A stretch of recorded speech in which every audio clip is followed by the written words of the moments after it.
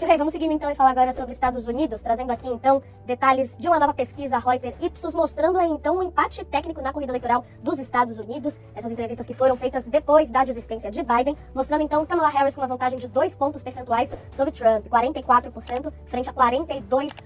Outras pesquisas nacionais recentes mostram Trump com vantagem, ainda está cedo nesse sentido, mas já vai dando uma certa temperatura, né? Tirei muitos pontos pra gente discutir aqui nesse sentido, mas o passarinho me contou que parece que você tem um sonho aí relacionado a Kamala Harris. Que sonho é esse? É ver uma mulher negra, de origem asiática, no caso dela indiana, ganhar de um misógino, fascistoide, racista. Né? Isso não teria preço. Né? Viver esse tempo seria glorioso. Não sei se vai acontecer. Há sinais muito bons de que possa acontecer. E seria maravilhoso. E não que eu aposte que uma presidente democrata, mesmo mulher, né, o que seria inédito nos Estados Unidos, com a origem que tem, não que os democratas vão mudar algumas de suas iniciativas de política externa, que eu nem acho que são as melhores. Eu não acho que os Estados Unidos tenham feito as melhores escolhas na guerra Israel-Hamas, não acho que venham fazendo as melhores escolhas no caso da guerra da Rússia contra a Ucrânia. Enfim, há esse viés democrata de achar que onde quer que haja, vamos lá levar a democracia, menos a alguns lugares, né, onde as ditaduras interessam. Enfim, nós conhecemos isso. Né? Mas, de qualquer modo, no que respeita aos Estados Unidos, no que respeita à América Latina e aos valores mais gerais da civilidade política, da pluralidade, etc., seria espetacular que Kamala Harris ganhasse a eleição. Né?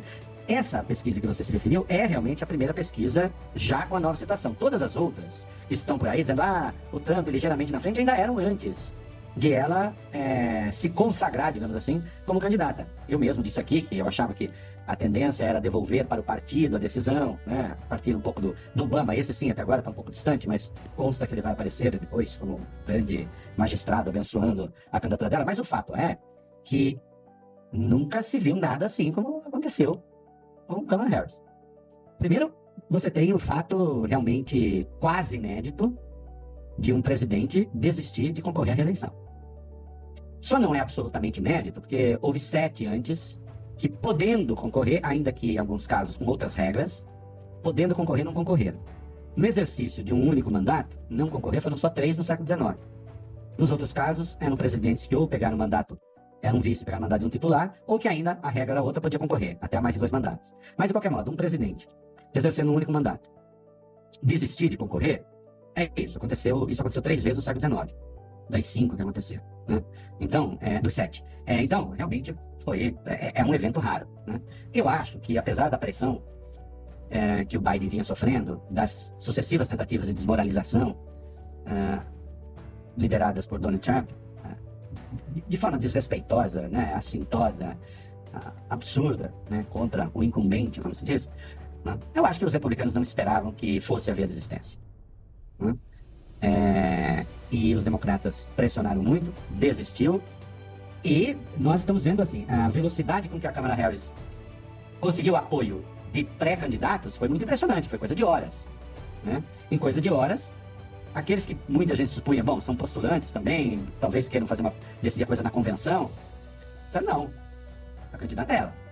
Então, todo mundo desistiu, sem exceção, né? Se juntou a ela. Em seguida, as lideranças democratas no Congresso, a mesma coisa, também inicialmente reticentes, mas depois, não. Então, também é ela, o casal Clinton, enfim, todas as figuras importantes do partido se juntaram, exceção feita, insisto, ao Obama, mas ele não está contra, acho que vai ter o seu grande momento ainda, né, em defesa da candidatura, e teve coisas inéditas, né, que já foi noticiado em todo canto, mas vale a pena falar, né, nunca em 24 horas, nunca, quer dizer nunca, não é assim, raramente não, nunca aconteceu, de se arrecadarem $100 milhões em 24 horas. É um negócio espetacular, né? E mais espetacular ainda, ou tão espetacular quanto, é que 62% dessas pessoas que doaram, 1.100.000 pessoas doaram, em 24 horas, $100 milhões. Né? E 62% estavam fazendo a sua primeira doação para esta eleição de 2024. Né? Nós estamos falando de 680 mil pessoas. Isso significa o seguinte, a eleição está mobilizando os Estados Unidos. Tenho amigos que moram lá, que são de lá, e que estão fazendo uma certa associação com o que aconteceu com a candidatura Obama. Né?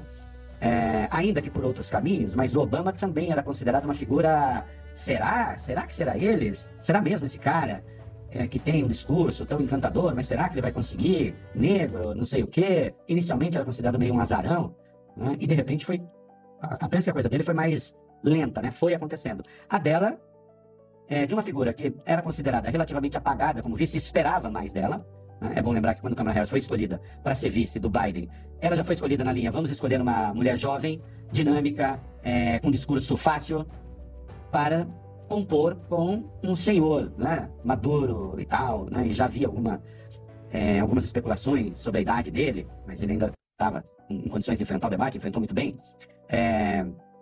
Mas ela, no curso do mandato, muita gente disse, ela decepcionou e tal. Bom, agora o fato né, há um tal fastio da pregação dessa extrema-direita disruptiva nos Estados Unidos. O discurso do Trump se tornou de tal sorte violento, né? Passou 4 anos.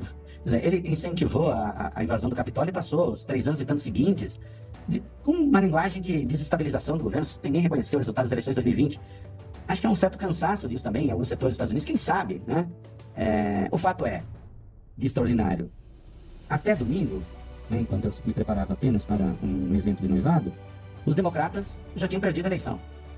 Acabou. Ninguém esperava que fosse acontecer qualquer coisa diferente disso.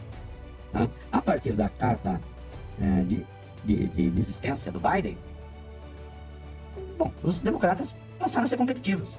Passaram a ser competitivos, eu até diria, hoje, nesse dia, há um clima que parece até que os torna favoritos. O problema é que a eleição nos Estados Unidos é sempre um troço complicado, né? Eu escrevi hoje a respeito a essa história dos tais estados pêndulo, de fato, tem um peso brutal, né? Que não deveria ser desse jeito, né? Então, escrevi da cama na frente no país em que se pode perder ganhando, né? E quem de fato decide. Então, eu fiz o levantamento e fui fazer conta de porcentagem e depois de somar voto mesmo, né, de cada colégio. Então, de fato, Wisconsin, Pensilvânia, Arizona, Michigan, Geórgia, Nevada e Carolina do Norte, se você olhar, eles decidem a eleição. Eles decidem a eleição. E eu fiz a conta, Natália. Sabe quantos eleitores decidiram a vitória do Biden? 280 e poucos mil eleitores. Com 130 milhões votando. Por que assim? Porque alguns estados votam nos democratas, alguns estados votam nos republicanos, e acabou isso. O Reagan, raramente isso se rompe. O Reagan conseguiu, por exemplo, ganhar na Califórnia, né? Então, em alguns momentos, isso se rompe, né? E o segundo Reagan, ele só perdeu em Washington DC, só perdeu em Minnesota, no resto ele ganhou em tudo, né? Mas quando você pega a vitória do Biden, né? O Biden ganhou por 74 votos no colégio, e ele obteve 77 votos em Wisconsin, Pensilvânia, Arizona, Michigan, Geórgia e Nevada. Só que ele obteve 77 votos, que são estados que cada votam para cá, cada votam para lá. No mais, os estados republicanos foram republicanos e os estados democratas foram democratas. Como ele obteve esses 77 votos, ele ganhou com uma vantagem de 74 no colégio eleitoral. Quando a gente pega a eleição da Hillary e do Trump, a disputa Hillary-Trump em 2016, veja, a Hillary teve uma vantagem de 2.868.691 votos. Dona Natália, ela ganhou a eleição. Só que no colégio eleitoral, o Trump teve 304 votos e ela teve 227. E aí aconteceu o quê? O Trump ganhou Wisconsin, Pensilvânia, Arizona, Michigan, Geórgia e Carolina do Norte. E só que ele obteve 86 votos. Portanto, esses estados, esse grupo de estados, deu a vitória a Biden, e no caso o Biden venceu também nas urnas. E deu a vitória ao Trump, e o Trump perdeu nas urnas por quase 3 milhões de votos. Então, quando a gente vê a Kamala Harris na frente, com 2 pontos, né, isso é importante para indicar já depois, né, de todo o vendaval, isso é importante para indicar que, sim, ela se tornou competitiva agora. Né? O Biden perdia na maioria dos levantamentos, esse levantamento geral. Agora, nós precisamos ficar muito atentos para saber o que está acontecendo nesses estados pêndulo, literalmente. Porque, sim, de fato, a ideia de que eles decidem a eleição não é uma fantasia, não é um mito. Exceção feita alguns momentos em que um nome ou outro consegue romper as bolhas, né, e, portanto, não ficam dependendo, não se depende só desses estados. Então, não é o caso do Reagan, né? Não dependia desses estados. Ele ganhou, na segunda eleição, ele ganhou praticamente em todos os estados democratas, né? Então, são exceções. Mas, no geral, é isso que conta. O que é uma coisa estranha, porque aí, eu insisto, eu fui ver. E atenção, quando eu tô falando que o Biden ganhou nesses estados, né, Wisconsin, Pensilvânia, Arizona, Michigan, Georgia, Nevada, botei lá no meu texto, as percentagens, elas são, atenção, é coisa de meio ponto, um ponto e meio no máximo. Não é assim vitória de lavada, entende? E é por isso, e aí eu fui ver, quanto voto para cada um em cada um desses estados. Tô dizendo, o Trump ganhou, o Biden ganhou a eleição passada, quem decidiu a eleição do Biden foram 280 mil eleitores. Que foram os votos a mais, numericamente falando, que ele obteve nesses estados. Né? Então, é claro que é um sistema que tem problema. Né? Bom, qualquer sistema que permite que um derrotado seja presidente tem problema. Ah, mas democracia que tem funcionado tão bem há tanto tempo. Tá mesmo funcionando tão bem assim? Será? Né? Eu me lembro na eleição passada teve gente morta no Capitólio. Né? Então, não tá funcionando tão bem. Tá?